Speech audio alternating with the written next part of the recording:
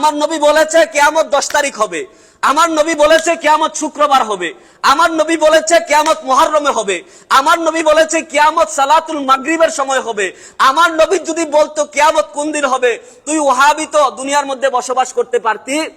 আন আনাস ইবনে মালিক রাদিয়াল্লাহু তাআলা আনহু আন্না রাজুলা সাআলা নবিয়্য সাল্লাল্লাহু তাআলা আলাইহি ওয়াসাল্লাম, হযরত আনাস ইবনে মালিক রাদিয়াল্লাহু তাআলা আনহু থেকে বর্ণনা, ব্যক্তি নবী করিম সাল্লাল্লাহু আলাইহি ওয়াসাল্লামকে প্রশ্ন করলেন, মা তাসসা ইয়া রাসূলুল্লাহ, কিয়ামত কখন হবে ইয়া রাসূলুল্লাহ।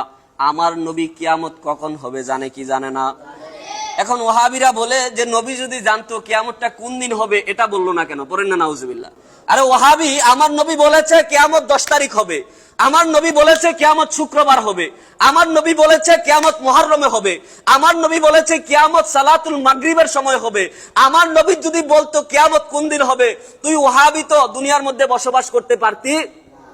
ওয়াহাবি আগে আগে ধন সম্পদ, নবীর শানে তো গুস্তাখি করছে, জানে কবরের ভিতরে জায়গা হবে, কিয়ামতে রক্ষা পাবে।